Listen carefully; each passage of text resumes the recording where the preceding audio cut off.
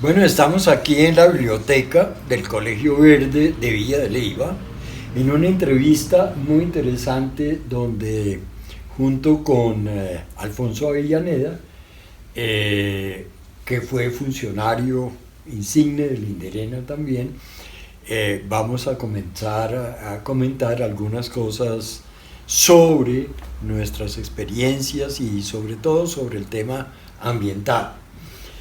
Eh, Primero, pues hay que reseñar que esta biblioteca es una colección magnífica, un compendio de casi todo lo que se ha escrito sobre tema ambiental desde que comenzó a ser algo que entró a ser parte del conocimiento general.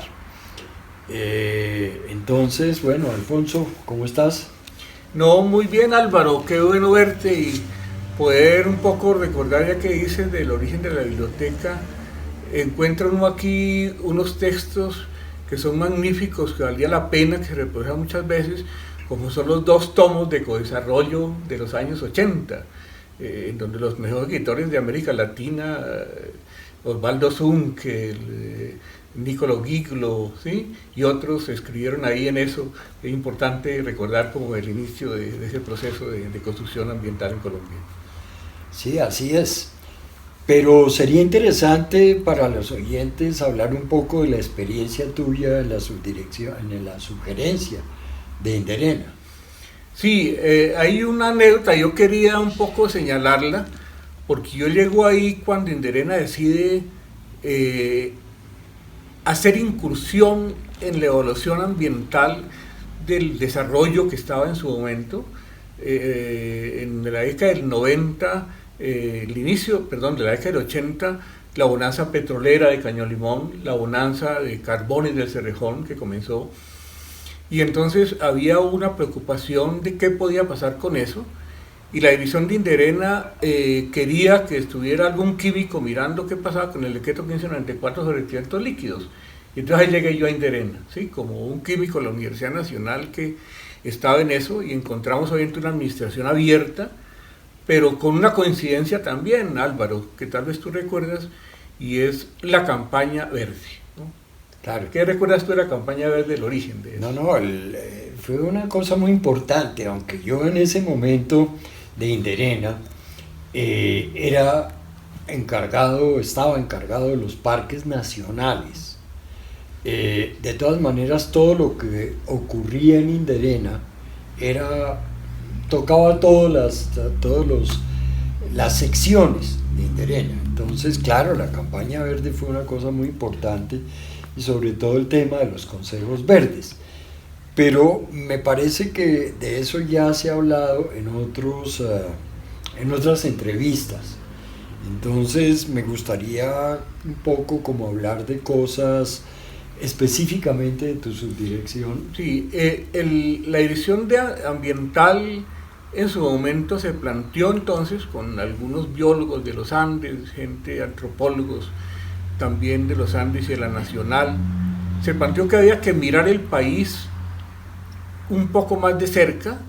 Se había venido mirando desde los bosques, ya mirando desde la fauna, y se había visto obviamente con una cosa muy interesante que eran las áreas protegidas, pero era necesario mirar en el caso de la Macarena, cómo ese parque La Macarena, que era una cosa simbólica, siempre ha sido una cosa simbólica, estaba amenazado por procesos de colonización, por procesos de vías que pretendían crearse la vía a Llano y la vía a la Selva, entre San José del Guaviare y La Macarena y Villavicencio, y también mirando ese escenario, digamos, de la bonanza petrolera de Caño Limón, que había ocupado medio país entre las humedales de lo que había sido el santuario fauna y flora del río Pía y río L, y cómo se había introducido una intervención por toda la cordillera oriental hasta llegar al Golfo de Morrosquillo, con el primer puerto petrolero importante de Colombia. Entonces hubo esa preocupación y salimos como en campaña, porque no sabíamos mucho, pero queríamos hacerlo, Y así es como comienza la historia de todo.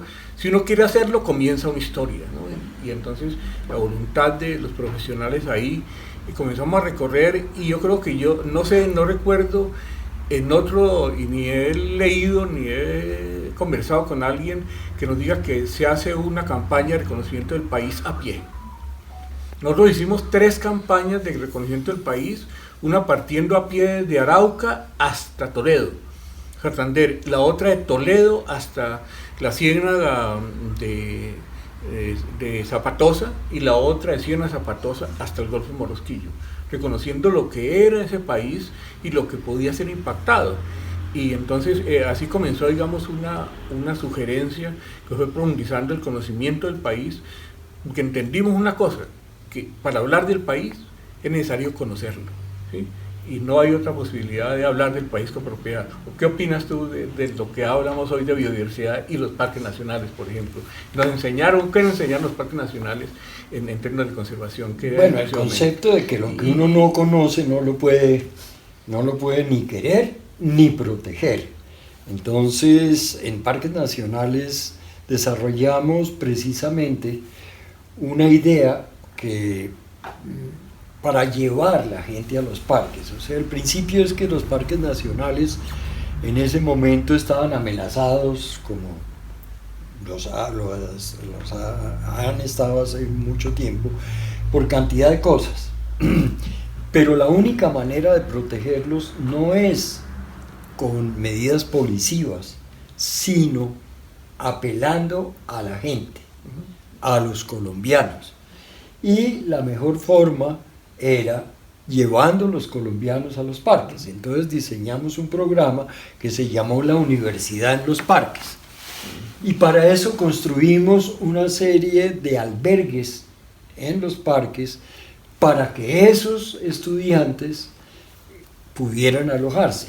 Ese es el origen de los ecoapps del Parque Tayrona. Y ahí surge también las obras que hicieron en la Macayaco. Claro. Que fueron bien interesantes. Se llamaba la arquitectura transparente. La arquitectura transparente. Entonces, uno de los arquitectos más importantes que trabajó con nosotros en parques fue Fernando Samper Salazar. Y a él se debe el diseño de los ecoapps del Parque Tayrona, lo de Amacayacu y lo de aquí de Iguaque, y una cantidad de refugios que se hicieron en otros parques nacionales. Pero además hay una cosa, Álvaro, que a mí me quedó sonando, digamos, desde la sugerencia de medio ambiente, como técnico ahí, apareció un libro por ese momento que era Los parques y la riqueza arqueológica. Sí, que fue muy interesante porque fue la primera vez que se fundaba lo arqueológico con lo natural. Claro. Y eso es muy importante. ¿Cómo surgió eso? Pues la idea de que nosotros estamos parados sobre nuestra historia. O sea, cuando uno va a un parque nacional, el Tayrona, el de la Sierra Nevada de Santa Marta, el Amacayacu, está parado sobre pasado indígena.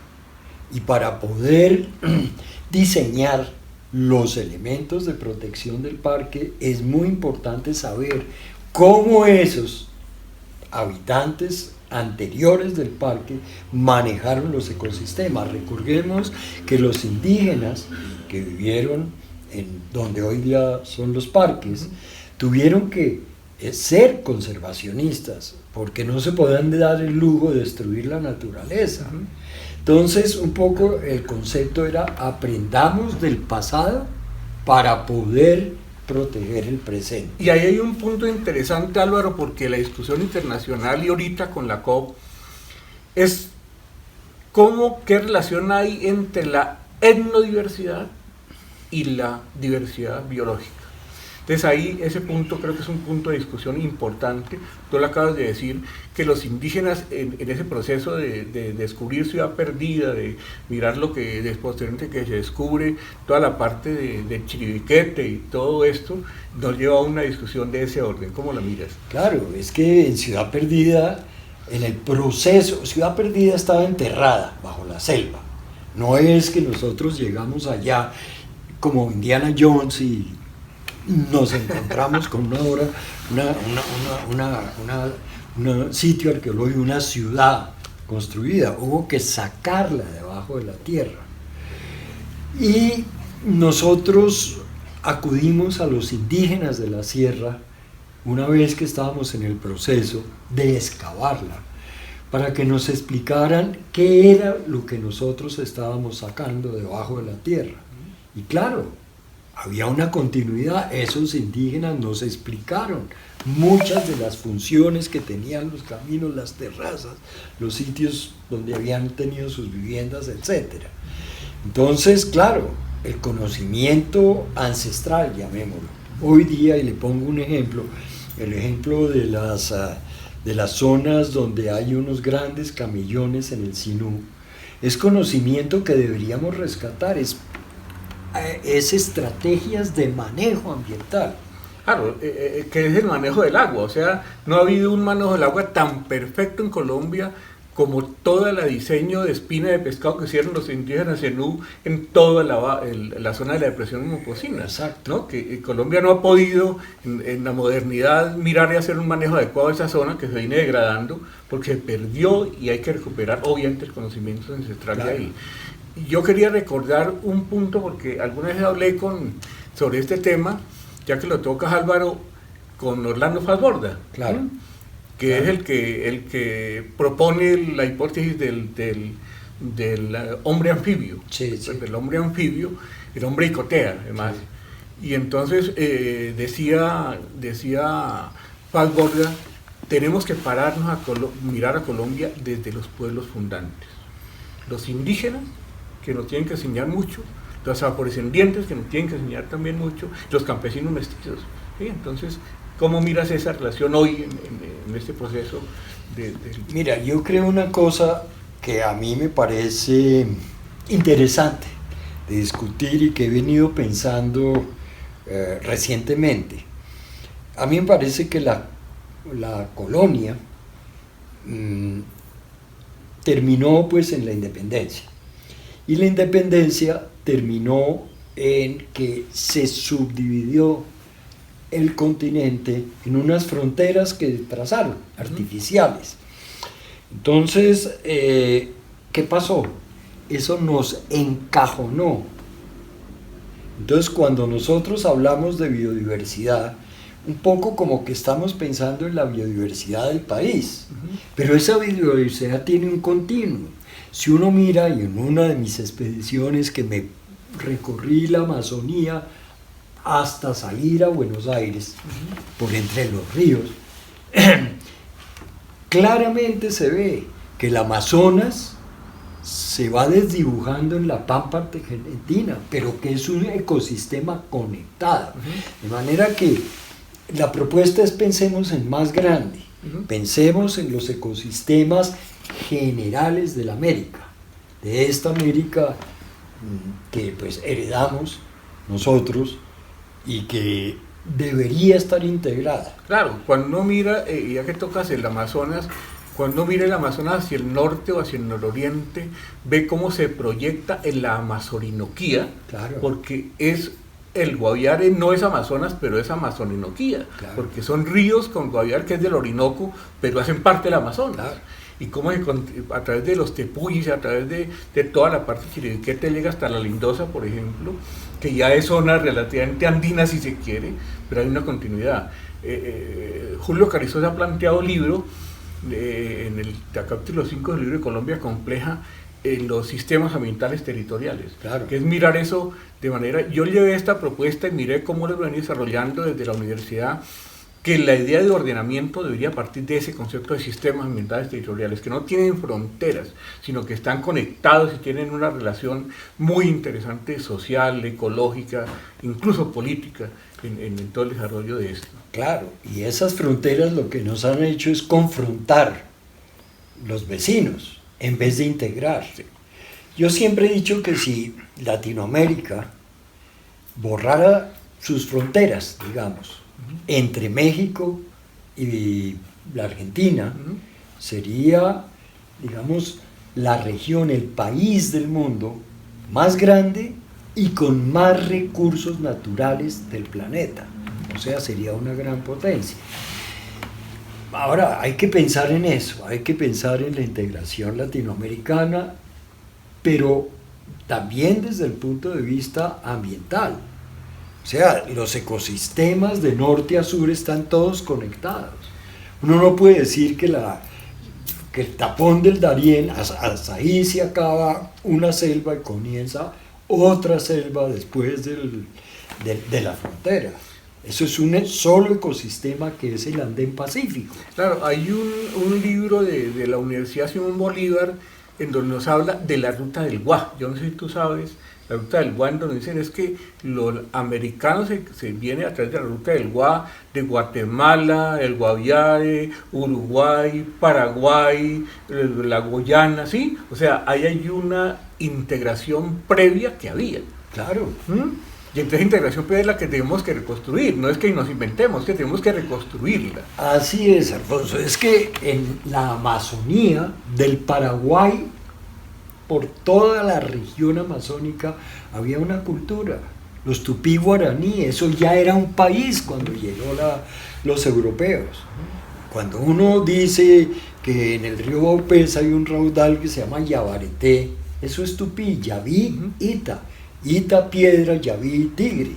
Entonces, ya había una integración. Cuando yo navegué los ríos amazónicos, como te cuento, desde Colombia hasta Buenos Aires, ¿sí?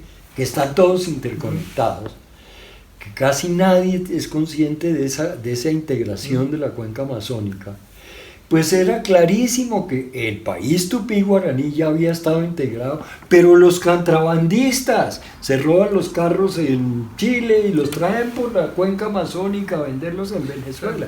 O sea, esa integración existe, el narcotráfico. Pero además mira que yo pensé que conocía algo de geografía de América, pero me di cuenta hace poco que estuve en las cataratas de Iguazú, y entonces yo miraba esa belleza de selva, ¿no?, que hay. Y entonces la Mata Atlántica, claro. Que la Mata Atlántica es una continuidad del Amazonas que une con lo andino, o sea, es una cosa que a nosotros nos han dicho que existe, claro, pero que está ahí, que integra todavía, ¿no? Entonces el concepto que estamos hablando en esta ecología es el concepto de integración, pero integración ambiental de los ecosistemas, pero también una integración a nivel nacional. O sea, es lo que nos va a fortalecer, esa diversidad de la cual estamos hablando, esa diversidad integrada es de una fortaleza imposible de generar. Y fortaleciendo la diversidad con la etnodiversidad, claro, que era lo que estaba integrado, porque los incas estaban integrados, ¿no? Y hace unos años que miraron que representaba, por ejemplo, el templo del Sol en Sogamoso, representar el punto de encuentro de muchas culturas indígenas ancestrales, ¿no? No era cosa aquí de los chipchas, de los muiscas, no, era una cosa mucho más integrada, ¿no? Entonces, y ahora es la ruta del jaguar, por ejemplo, claro, a nivel ecológico, ¿no? Sí. Que son cosas absolutamente riquísimas para plantear en este siglo XXI, donde pretendemos, para algunos que estamos descubriendo. No, estamos redescubriendo, tenemos que redescubrirnos, tenemos que reconstruirnos, pienso, que lo que tú dices de América Latina como un país, como una nación muy grande, integrada ecológicamente, ¿no? Es una nación integrada, así es. Lo que pasa es que la negamos al establecer las fronteras. Las fronteras rompen en hablamos el mismo idioma. Desde México hasta Argentina somos una nación que nos inventamos unas fronteras que nos encajonaron. Sí. Entonces yo recuerdo los arqueólogos trabajando hasta la frontera con el Ecuador, allá en la Tolita, en lo que llaman la cultura de Tumaco. Sí. ¿Y por qué no pasan? ¿Qué pasó al otro lado? Ah, no, es que eso ya es Ecuador. Sí. Entonces eso, tiene que haber una integración. Y en los siglos más recientes, las culturas ancestrales de las culturas afrodescendientes, ¿sí? Se pasan hasta la zona de Esmeraldas de Ecuador. ¿Cómo no? Es una sola continuidad, ¿no? Desde Panamá hasta el Ecuador, ¿no? Entonces somos una continuidad biótica, una continuidad antropológica, y por lo tanto pues es cultural. Es cultural. Somos la misma cultura. Y además que tenemos una cordillera que va de sur a norte, ¿no? Claro. Que nos une como corredor de Claro. cordilleras, importante eso, Claro. ¿no? Y que estaba establecido desde antes de la llegada de los europeos. Sí, uno, digamos, hoy, tocando este tema, Álvaro, mira uno la discusión que hay sobre la biodiversidad, que entonces dice, bueno, pero entonces, ¿cuál sería el papel desde la universidad? ¿Cuál sería el papel desde el Estado para poder construir esto que queremos que construya a nivel de teniendo como norte, digamos, lo que habla Van der Hamen de estructura ecológica principal, digamos, de América sería, como estructura ecológica principal de América. ¿Cómo lo miras tú en ese escenario? Mira, yo creo que esas ideas, una vez que surgen, principian a rodar. Te voy a contar una anécdota. Hace unos 15 años, poco más, por ahí hacia el 2008, fui a Washington, a donde el director del Museo de Historia Natural, que era Christian Samper. Y le dije a Christian, oiga, a mí me parece muy interesante hacer una reserva marina que cubra las aguas territoriales de Colombia en el Pacífico, Panamá y Ecuador. Y yo escribí algo sobre eso, yo trabajaba con la Academia de Ciencias de Canadá, hicimos un documento, lo trajimos a Colombia, lo metieron en un cajón, quién sabe dónde, ahí debe estar todavía. Pero el año pasado tuve la grandísima sorpresa, y es que esa reserva se hizo. Eso es la reserva marina más grande que hay en el mundo, en este momento, y incluyeron las costas de Costa Rica. O sea, son Costa Rica, Panamá, Colombia y Ecuador. Eso es una maravilla. Eso está protegido, además, por cada uno de los países integrantes. Eso casi no lo conoce el país. No, que además aquí tenemos a Gorgona, los Galápagos ahí. Ahí está Gorgona, está Galápagos, está todas las islas del archipiélago de las Perlas, las islas de Costa Rica. Alimentado por los manglares que tenemos nosotros en el sur, ¿no? Que es una cosa que hay que ponerle mucho cuidado a ese tema de los manglares de Buenaventura hacia el río Mataje. Sí, sí. Porque todavía tenemos ideas desarrollistas, el desarrollo en sí no es malo, es quimérico, porque el desarrollo implica el uso intensivo de recursos naturales, por eso se habla del desarrollo sostenible. Pero bueno, esa es otra cosa. Pero esos manglares son de una riqueza excepcional y muy importantes de conservar porque son fuente de vida. Claro, y que además integran a Colombia con Ecuador, y sí, eso es muy importante. Yo creo que uno de los puntos que deberíamos discutir hoy es cómo la naturaleza nos integra y cómo podemos obedecer esa ley de la naturaleza que integran. Es correcto. Ese es el punto, ¿no? Porque los cardúmenes de peces recorren, ¿sí? Y van, y miran, y suben, y bajan. Las ballenas. Y las ballenas, ¿no? Los integran. Las ballenas es un mensaje que nos traen anualmente, ¿no? Entonces, si la naturaleza está integrada, ¿por qué nosotros no estamos integrados? Porque establecimos fronteras. Establecimos fronteras. Tenemos que retroceder en el concepto de desarrollo, claro, que lo tenemos como un desarrollo que es para ocupar más. El desarrollo no sería ocupar más, es ocupar bien. Claro. Y tener una integración en la ocupación. Claro, así es. Entonces, al desintegrar, desdibujar las fronteras, digamos, la ocupación humana se puede expandir para que la carga, ¿sí?, sea menor, para no exceder la capacidad de carga de los ecosistemas. Y hay un punto que quería tocar, es un poco, está hablando de gobernanza. Inderena habló con los consejos verdes, después los cabildos verdes, de gobernanza. Pienso que hoy ese es un tema que vuelve a tocar, porque las comunidades son las que integran, la gobernanza, claro, es la que integra, la democracia es la que integra, claro, desde abajo. Yo sí quiero recordar además con mucha alegría los consejos verdes que crearon en la década del 80, final de la década 80, 85, 86, mediados, y se proyectaron en el tiempo, y aún hoy, por ejemplo, ver cómo en los transformados en cabildos verdes, tienen un poder de convocatoria altísima para defender el territorio del extractivismo minero, del extractivismo, y es muy importante porque no es que el extraer sea malo, sino que hay que extraer bien, hay que aprovechar bien y hay que beneficiar bien a la gente. Es correcto, ¿sí?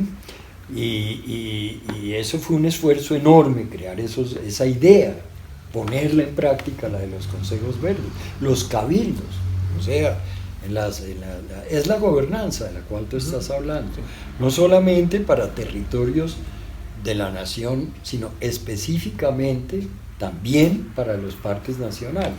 Como dije al principio, los parques nacionales no se defienden de una manera policiva, se defiende con la gente. Tienen que apropiarse. Claro, cuando Inderena, recuerdo una vez, cuando Inderena declara el Parque Cauinarí, los indígenas le dicen a Inderena, no, eso ya es el Ministerio de Ambiente y Parques Nacionales, y los indígenas le dicen, ¿ustedes saben por qué esto está conservado? Porque estamos aquí nosotros. Claro. ¿Sí? Porque si los indígenas estuvieron ahí muchos años y está conservado y el Estado quiere ordenarlo, pues tiene que reconocer que hay un gobierno, una gobernanza, y está la gente que ha conservado. Y Alfonso, eso se logró. Es que esa semilla germinó. Eso es la labor de Martín Hildebrand, que realmente tituló en cabeza de los indígenas la mitad de la Amazonía, que está conservada. Claro, que eso es muy importante, porque gracias a eso se sigue conservando. Claro. Y ese es un ejemplo extraordinario, Claro, ¿no? claro. Porque la idea, tal vez tú tienes más experiencia sobre esto, la idea de parques nacionales apareció como parques sin gente. Y había que reconocer la gente para poder tener pues parques. Claro. No pueden ser zonas absolutamente pristinas donde no... ¿Cómo miras tú Colombia 2050? Esa es una buenísima pregunta porque nadie la hace ni nadie la piensa. Este país es inmediatista, este país no piensa sino quién va a ser el próximo presidente dentro de 2 años. Y de ahí para adelante ni idea. Es una pregunta muy compleja porque hay que tener en cuenta la tecnología. Entonces uno se pregunta, oiga, si estamos planteando carreteras, ¿sí? Hacer carreteras, ¿cuál es la vigencia de esa carretera? ¿Cuál es el impacto ambiental y la vigencia en el tiempo? Porque ¿será que dentro de 50 años ya el transporte no va a ser por tierra, sino por drones y todo está bien? ¿Sí? ¿Será que tiene? Porque el aeropuerto del Dorado, cuando se hizo en el año 57, tenía vigencia y tiene vigencia hoy día, desde el 57 al 2024. Pero de aquí para adelante, esas grandes obras, ¿qué vigencia tienen dada la tecnología? Entonces hay una cosa, es decir, vamos a llegar a un punto, ¿sí?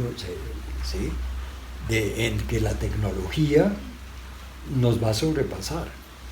Y pensar en ese imaginario del próximo futuro, porque las cosas están cambiando de una manera tan dramática, tan rápida, ¿sí? que uno dice, bueno, y se cuestiona estos días si la represa del Quimbe, la represa de Iruitango, con todo el impacto que traen sobre el río Magdalena, el río Cauca, fueron válidas para haberla hecho, ¿no? Entonces ahí es donde uno comienza ahí es donde está el tema, porque hay alternativas de energía ahora que pueden o sea, lo que es cierto es que la tecnología en generación de energía es exponencial, y esa tecnología exponencial va a reemplazar esas generaciones de alto impacto ambiental, como el uso de termoeléctricas o como el uso de las mismas hidroeléctricas, claro. Y nosotros estamos hoy en la universidad preguntándonos, bueno, ¿y hasta dónde va a llegar el alcance, el impacto de la inteligencia artificial? ¿Sí? Que es un tema muy complicado hoy de abordarlo, ¿no? Bueno, por toda esa condición de impacto que tiene. Los cuánticos hablan de singularidades, y estamos muy cerquita de una singularidad, o sea, de ya cuando el desarrollo tecnológico llega a tal punto que sobrepasa la misma capacidad. Entonces ahí es donde dice la conservación ambiental y la gestión donde queda, ¿no? Es que si no, no sobrevivimos. O sea, entonces es un punto importante para dejar la pregunta sobre qué es lo que nos interesa desde la academia, desde la universidad y desde el ambientalismo o desde el conocimiento, ¿no? Así es.